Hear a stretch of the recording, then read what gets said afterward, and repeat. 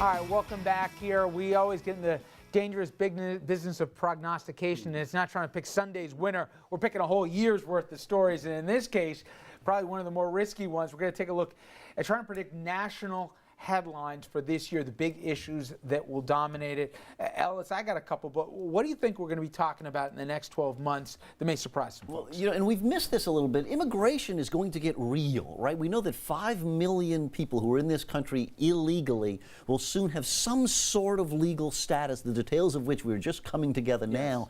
That's going to have a big impact on this country. Where they're going to work, how they're going to get dealt with, what happens to their families, who's next in line. Let's talk about that for the next 12 months. And do you think, if you have to guess, that we'll look back, just like remember when gay marriage came down, some people were swearing that all of a sudden the United States was going to either fall off into the Atlantic or whatever else, that there's a collective shrug, like this is what the fight was about. Exactly. Do you think that will be the case for this, or do you think that, like the rollout of Obamacare, there's going to be a lot more headaches than people imagine? I think not so much like that. I think really that those people are here, having them be legal, paying all the taxes, following the regulations. Listen, it's win-win-win. Andrew?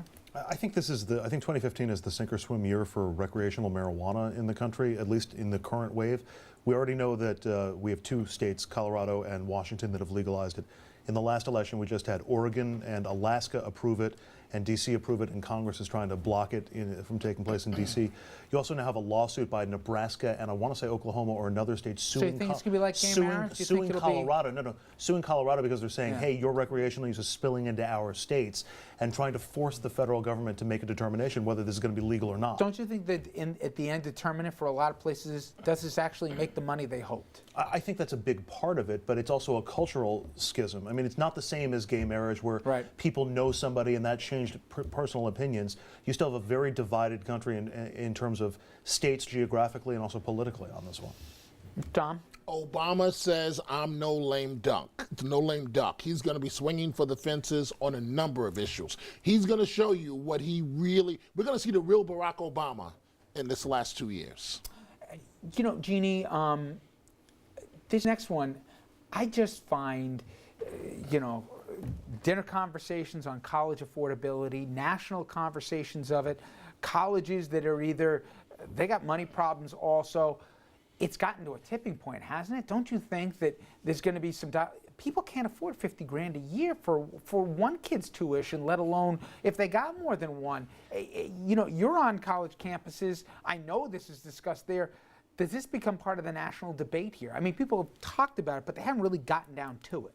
Unfortunately, it doesn't become part of the national debate because young people who really are impacted by this don't get out and vote, and that's the sad reality. It absolutely should be. But their parents do, right? But their they're the parents ones who got to pay for it. And yet this doesn't seem to have risen beyond, a certain type of talking point. But it is astounding when you think that at a college like where I am at Iona, it is almost $50,000 a year, and it is 4 years, that's $200,000. As you mentioned, if you've got 2-3 kids, how can people afford that? And I think this speaks to a bigger issue, which is to do with what I think is going to be the big story of 2015, which is the middle class. What is going to happen to the middle class, and how can they survive? Property taxes, college education. We know that unemployment has gone down, but people's incomes have not risen to the point where they can afford to give their children a better life. I don't have the time for it, but I suggest everybody goes and takes a look at what's called the ALICE report. It's an acronym, ALICE.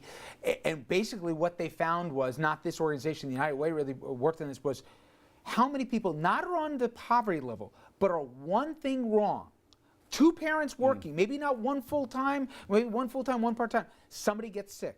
The car breaks down. It could be just as simple as that. Somebody goes from 40 hours a week to 20 hours a week. Whatever the case may be, how many Americans are so close to falling below that threshold, and what the real number it costs for a family of 4 to live on in this country, especially in our region? I think it's fascinating. For me, one issue that I don't know when it'll be, I don't know where it'll be, but there's going to be another big storm in this country. And I can just tell you from being in the news business, the amount of time and attention that we now spend on this, Sandy was a wake-up call for many people. There's going to be more of them. Hopefully it won't be this year, but it will happen. And finally, as a country, we're talking about climate change, maybe in ways that it's going to take too long to come up with some workable solution. And this has to be global, not just national, but it has to start somewhere. And I'm telling you, not as some environmentalist, this will be the issue of certainly my kids' generation, if not mine, and we're already way behind. But I believe the national dialogue, and I believe in 2016 for the election, it finally will be up on the table. All right. When we come back here, we will switch gears, and if you think it's tough to pick national headlines, how about the international ones? So who would have thought Ukraine and Cuba would have been part of 2014? Well, Ellis is going to tell us where on the world we'll be talking about this year. Stay with us.